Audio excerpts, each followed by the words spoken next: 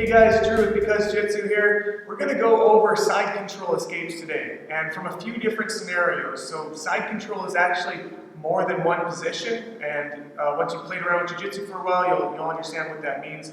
But we'll go through a few different versions that are pretty common that you're going to have to deal with as a defender on the bottom. It's very, very fundamental stuff that you should know to be able to have an escape or two from any form of side control. So we won't be going through all the different forms of side control, but this one will be a nice little introduction to keep yourself safe on the bottom, be able to get out of that position, hopefully reverse it, at the very least just to keep yourself defended. Alright, so starting from side control here, my opponent has my head, my armpit, he's gable gripped chest to chest. The power of this position for him is keeping his chest on my chest. So I want to, number one, I don't want to be grabbing on and holding him here. I'm just doing him a favor and wasting my energy. He wants to be low on me, and this is just not going to get me out. So what I want to do instead is I want to use these arms like the forks on a forklift. I'm going to pull down like this, keep one framed against the hip down here, and this one over here, I'm going to windshield wipe in front of his face, try to catch this shoulder on this side. I'm just cupping it. And this is important. I'm not going to try to lift him at this point. All I'm doing is anchoring to his shoulder, cupping it, and then lifting this elbow up to the sky, which is going to put my forearm against his throat, which makes him lift his chest off of me because I'm levering on his throat, and he has to pull back or he's getting choked. So it saves me having to try to lift a bigger person. All I'm doing is just putting a nuisance against their throat. They're going to have to lift up, which gives me room to work. So now that I've got his throat levered against his chest, is lifting like an inch or two off my chest. This one's already framed down in between his leg and his hip. I'm going to use my feet on the ground, strip my butt away to make space to bring this near leg in so that my knee connects with my elbow that's already framed in there. Once I'm connected here, I've got a frame with this elbow to this knee and this one against the throat. All of these limbs I'm going to push to push myself away and then start re-guarding underneath, going to full guard. There's butterfly variations. Mostly this is about trying to get my guard back. What that looks like to you can depend on what you like to do from guard. But again, we're keeping these elbows low, circling in, making an anchor on the shoulder, lifting the elbow, framing to shrimp, knee to elbow, and pushing away like this. There's all sorts of attacks and stuff we can do here we're not going to cover. All we're going to do is just shrimp, square up into full guard. Alright, there's another way that we can escape using very similar mechanics. We're going to keep those elbows down. I'm still going to swing this one in and lever him right here. I've got two different options once I shrimp away. Is I can circle one or both of my arms underneath them, which is going to afford us different escape options. These ones are good in gi and no-gi, particularly in no-gi. These are really good because of the difference in friction. So once I've got these same frames as the last one in place, I'm going to lever, move, and say I'm going to circle in my top arm. I'm just going to circle under his armpit here. And now all I have to do is try to punch this one that direction and turn towards him until I get on my knees. This way, I'm going to come to a rear turtle position back here. The other option from the same situation, we're coming here, levering up, shrimping away. Now I can circle my back arm underneath right here instead of bringing my knee to it. And once I'm here, I'm going to do the same thing. I'm going to try to fire it over to the other side of his body and turn to my knees. And this will bring us to a head-arm choking position here.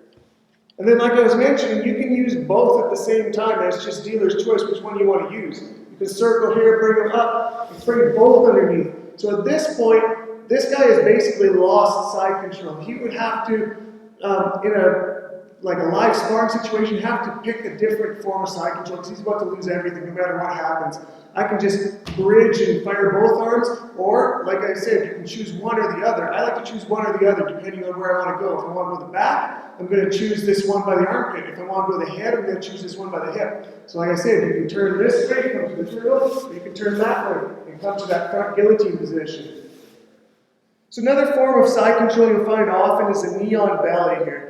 This is a crappy situation to get stuck in, especially if they're very good at this and really put their weight down. So there's a few different escapes, but the one we're going to cover on this one is going to involve them having a space in between their butt and their heel. If that space is gone, if Alvin puts his butt to his heel here and there's no room to get in between them, I can use this near knee to boot him in the butt right here to make that space. Once that space is open, whether it was there or whether I had to boot him with that knee, I'm going to bring that near side knee in like this and then grab it with my other hand, okay, on the far side. So I've made a connection between my arm and my hand, and now I'm going to push with this in a butterfly position, or a butterfly lever, this direction, not up, but just sideways, while I pull with my arm, which brings them over. What's great about that is if you roll all the way, you end up in a nice leg drag situation. Again, we're in that knee on belly situation. Maybe he doesn't have space in between that leg, so I'm going to boot him right here, and then bring that one in, make a connection with this hand, pull, come up all the way over to a nice leg drag position to pass the guard. All right, another one we're going to go over is the Kesagatami position, or scarf hold position. And there's two variations on this one. The one that you'll find often in Jiu Jitsu is where they're underhooking the arm right here so that I can't get to the back. We'll go over the other one after this, which is more of a judo situation where they're underhooking the head, which is a common pin from throws.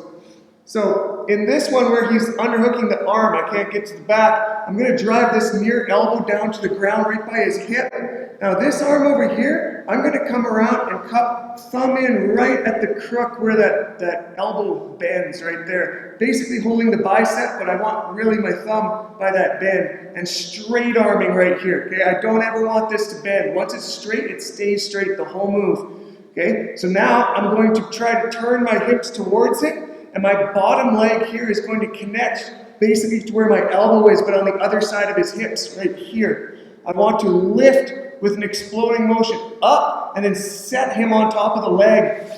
That's on the bottom, you see? It's poking out right here now. And now I just have to push this one that way. He's very light to just set up into a reverse side control position myself.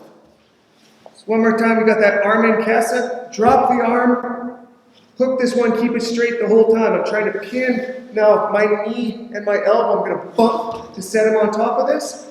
And just push him back. And you set up real nice for side control on the top.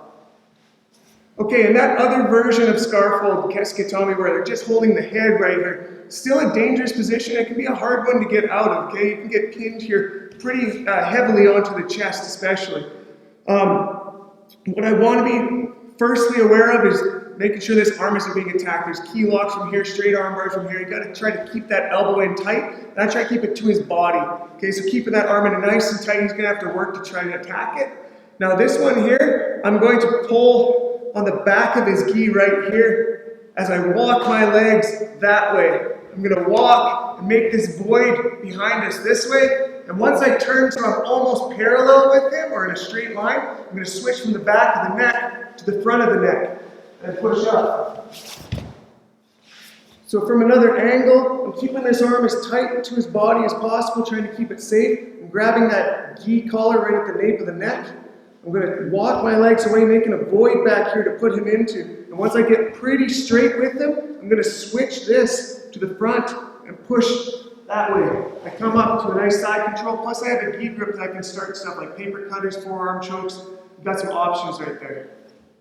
All right, so there's 6 very simple side control escapes that are going to be fundamental, very helpful, very useful. These will save your butt a lot. So I hope they work for you as well as they have for me. We'll cover some different forms of side control in another video, but drop some comments if you got anything to say, any requests. We'll see them there. Make sure you subscribe for the next videos, and we'll see you then.